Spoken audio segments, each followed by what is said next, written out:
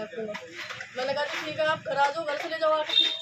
तो वो मेरे यहाँ मतलब 4 किस्तों में उसके घर पे जमा करके आई, सर के हाथ में दे के आई, साइन अपने साइन भी मारे। और उसके बाद फिर महफूज मेरे घर आता था किस्त लेने के लिए।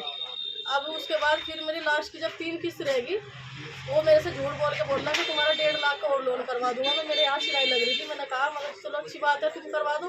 मैंने कहा भाई करवा दो, बोले 12,000 दूंगा। मैं जी 12 तो मेरे है नहीं, चलो फिलहाल तो 6 तो दे दो, अभी की बात है देने पड़ेंगे तुम्हें 6,000।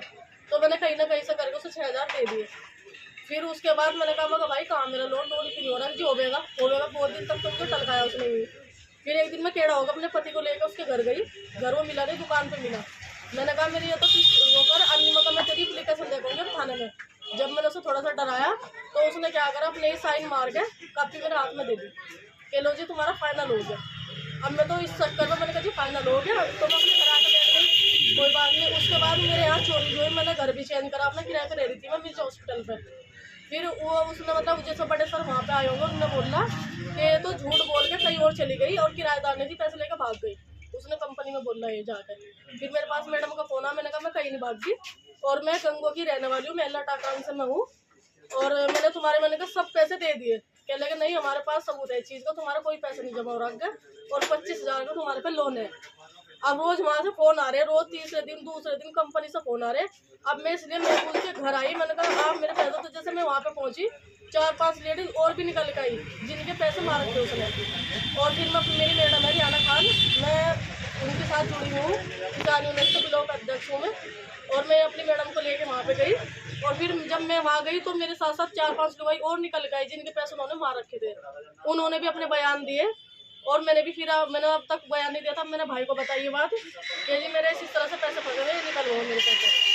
और इसी तरह का फ्रॉड करे, कभी किसी के साथ बदतमीजी करे और अगर घर पे जावे तो उसकी औरत जो है जलीलपना दिखाए बहुत ज़्यादा।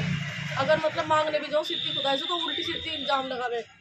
तो अब क्या बैंक से फ़ोन आते हैं आपको? बैंक से फ़ोन ही आता है कि तुम्हारा लोन रुका हुआ है, 25,000 रुपये यहाँ पे जमा करो, आपकी कोई किस्त जमा नहीं है। अगर हो भी 1-2 किस्त हुई भी जो मैंने सर के हाथ में दी, 3-4 किस्त में ही गई हुई होंगी, उसके बाद मेरी कोई किस्त नहीं गई वहाँ। तो उन्होंने कहा कि आप जितना लेट करोगे उतना ही आप पे ज्यादा चार्ज लगता चला जाएगा इस पे। आपने सारी किस्तें जमा कर रखी लेकिन मेरे पास सबूत है, मैं कॉपी भी दिखा दूंगी आपको। मेरे पास सबूत है इस चीज का भी, क्योंकि मेरी कॉपी खो के दी है, मिल गई मुझे। ये मेरा कार्ड है जो उन्होंने मुझे दिया था, देखो ये कार्ड है मेरा और इसमें सारी लिखी हुई है किस्त। देखो ये किस्त में भर के आई उसके घर जाके यहाँ तक की, और उसके बाद ये सारी महफूज लेके गया साइन मार के इसको उसके दूसरे सर पे। ये मेरी कॉपी है जी। तो अब क्या चाहते हैं आप? बस मैं तो चाहूँ, ये तो मेरे मतलब जिसके भी पैसे ले रखे उसने, मेरे तो मेरे जिनके भी हैं सबके पैसे देने पड़ेंगे उसे, जिनके भी, वरना हम पुलिस तक के जाएंगे, कहीं तक भी, जहाँ तक भी जाया जाएगा। गरीबों को इस तरह मुसलमान हो गए, मुसलमान वाला ऐसा कुछ नहीं, सुनवाई सबकी होती है थाने में और मैं थाने में जाऊँगी अगर वो नहीं मानने का। आज का टाइम है उसके पास।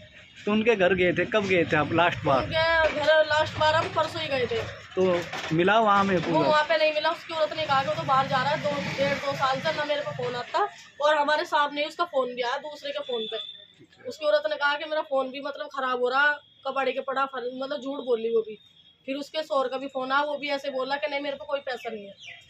अब मुझे उससे जो है बस मेरे पैसे भेजा, जितने भी है मेरे पैसे दे, जिसके पैसे हैं उनके भी पैसे दे, नहीं मैं थाने में जाऊँगी। ठीक।